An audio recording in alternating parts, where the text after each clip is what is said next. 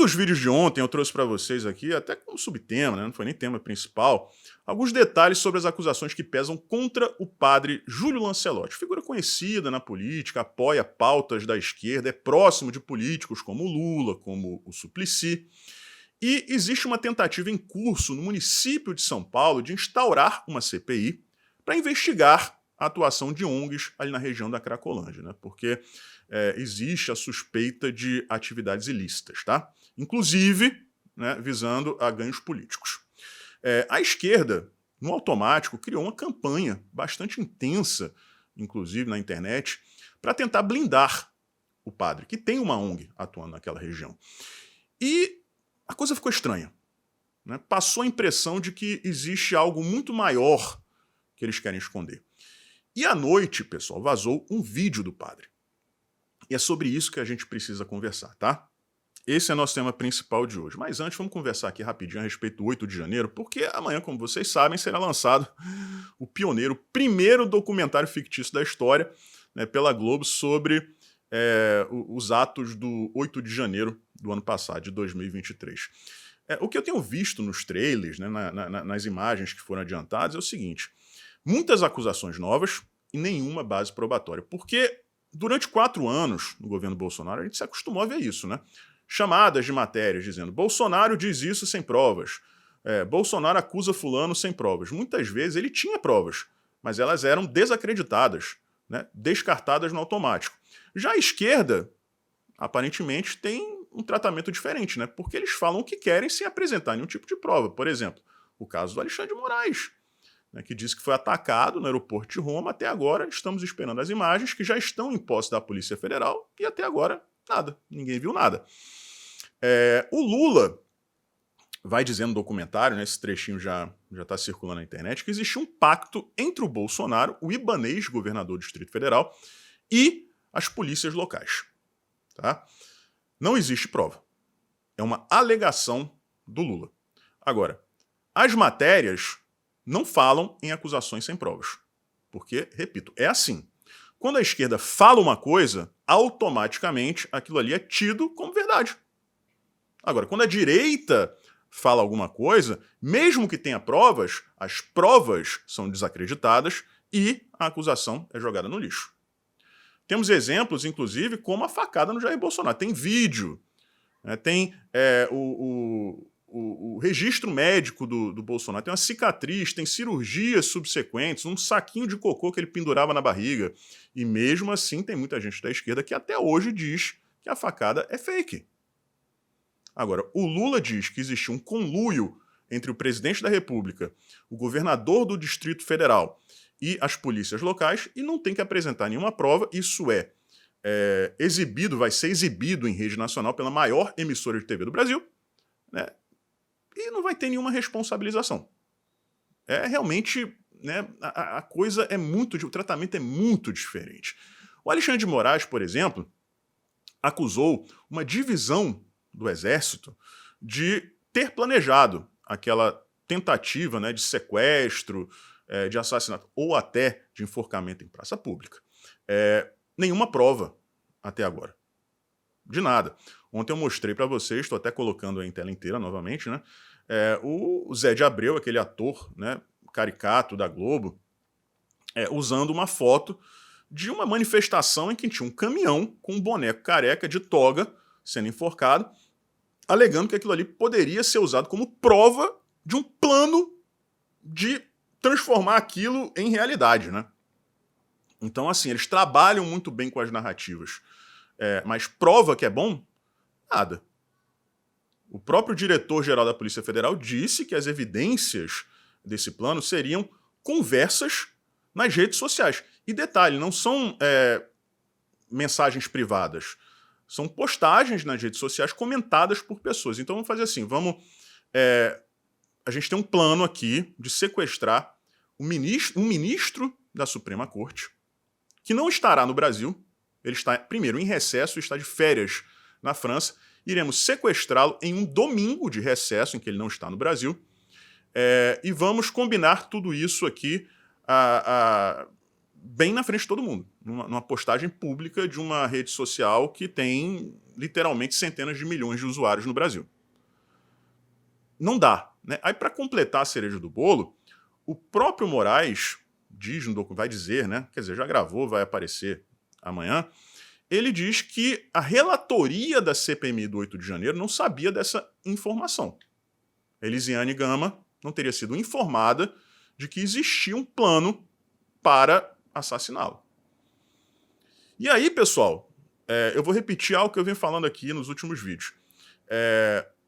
Se o Moraes está falando isso, se ele está fazendo essas acusações, eu prefiro acreditar que ele tenha provas, né, que essas provas serão apresentadas amanhã no documentário. Porque não pode ser o que o diretor da Polícia Federal está alegando. Conversas em uma rede social, conversas abertas para todo mundo ver. Um plano de assassinato do ministro do STF. Né?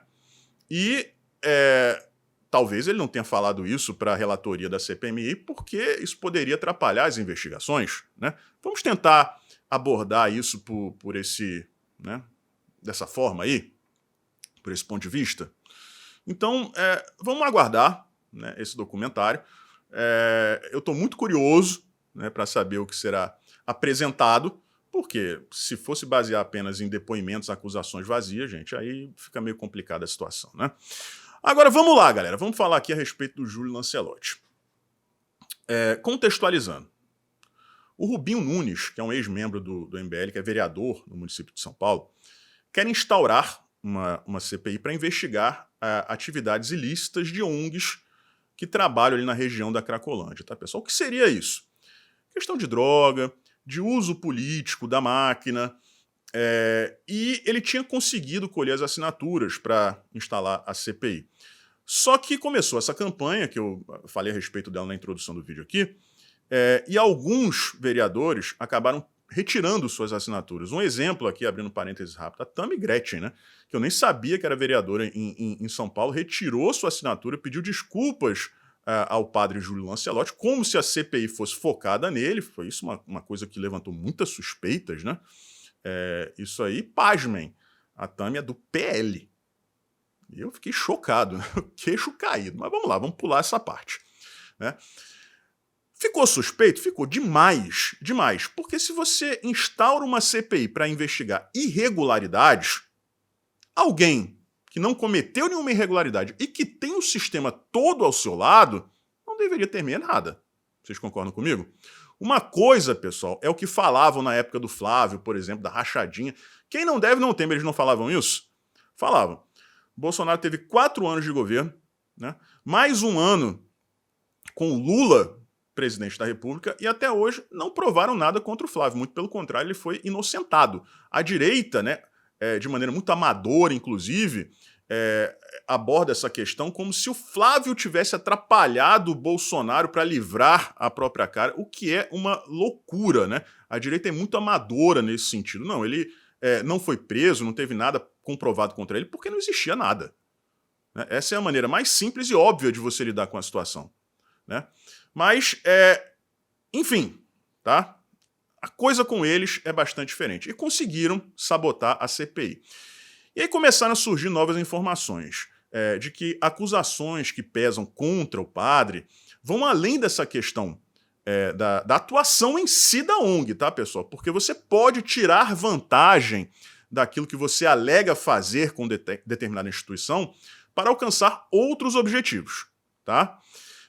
E essas acusações seriam muito mais gravosas. E imagens teriam sido enviadas para o Vaticano. Tá? E existem acusações mais antigas, um pouco mais antigas, contra o padre, que envolveriam abuso sexual. Tá? Vejam só o tempo verbal com que eu estou tratando tudo isso aqui. Tá? Isso é tudo de conhecimento público, tem matéria do Reinaldo Azevedo, na época que ele falava a verdade, né, ainda, tratando desse tema. Então não é nada obscuro, está tudo aí disponível, né, e publicado por sites que são da própria esquerda, como a Veja. Não dá para negar, né? Então, esse material foi enviado ao Vaticano. Até aí, a impressão de todo mundo, né, é de que nós não veríamos essas imagens, né? Elas estariam ali tramitando em sigilo. Por quê? Porque elas precisariam ser periciadas pelo próprio Vaticano para que fossem tomadas medidas ou não a respeito do caso. Só que as imagens vazaram ontem, pessoal. E, obviamente, eu não vou trazer aqui para vocês. Se vocês entrarem no Twitter e pesquisarem o nome do padre, vocês vão achar as imagens, tá? Eu vou descrever de uma maneira bem genérica aqui. Nós temos um senhor de meia idade não, de idade avançada, com características físicas extremamente semelhantes às do padre, né, se masturbando, tá? Em uma chamada de vídeo. Que outros detalhes pesam contra o padre para nos fazer acreditar que isso possa ser realmente obra dele? A parte de trás do vídeo, o que aparece atrás deste vídeo, é o background também de fotos oficiais do padre. Tá? O quadro é o mesmo, a parede é a mesma, a porta é a mesma. Então, né? O número telefônico é o mesmo oferecido na internet para a arquidiocese. É o mesmíssimo número de celular, que eu também não vou expor aqui. Tá? Esses são dois fatores que nos levam a crer que existe sim uma grande possibilidade disso ser verdade e deste homem, deste idoso nas imagens, ser de fato o padre. Tá? Não existe certeza de nada ainda. Agora eu vou falar do meu lado. Eu peguei essa imagem e mandei para um conhecido meu que trabalha, né, com audiovisual, inclusive fez um curso de pós-graduação em Los Angeles em CGI, né, computação gráfica. Ele trabalha nesta área especificamente de computação gráfica. Não vou dizer o nome dele, é claro, né? Até porque ele pediu. E um outro detalhe, ele é de esquerda. Ele é de esquerda. Então, aí é que eu não vou falar mesmo, né? Ele viu as imagens, ele já tinha visto antes de eu falar com ele, e o que ele me disse foi o seguinte: não existe manipulação digital nessas imagens. A imagem é aquilo. Isso foi o que ele me disse, tá, pessoal? A imagem é aquilo ali. A dúvida que resta é se aquela pessoa que está nessa imagem sem nenhum tipo de manipulação digital, inteligência artificial aplicada, é ou não o padre. E aí você liga os pontos. O fato do background das imagens ser o mesmo, né, da foto oficial, do número de telefone ser o mesmo da arquidiocese. E isso nos faz acreditar que sim, existe a possibilidade daquilo ali ser o padre, ou então alguém extremamente parecido fisicamente com ele, que fez uso do mesmo espaço e do mesmo número telefônico. Quem vai dizer se isso é verdade ou não? A perícia, que tem que ser, né, uma perícia isonômica, imparcial, e o próprio Vaticano, que, por mais que tenha um histórico, né, de acobertar casos de abusos sexuais, também tem um histórico de quando as evidências são muito fortes, de abandonar, tá? De realmente deixar a coisa acontecer. Então, a gente tem que esperar, até porque nós temos que ver qual será a reação dessas pessoas que hoje estão defendendo tão fervorosamente o padre, se as imagens forem verdadeiras. Verdadeiras no sentido daquela pessoa ser o padre. Tá? Então é isso, pessoal. Vamos aguardar aí os próximos acontecimentos.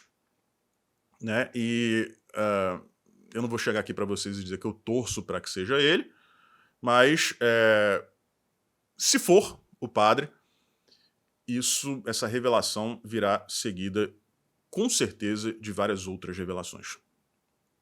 Um forte abraço, a gente se vê por aí.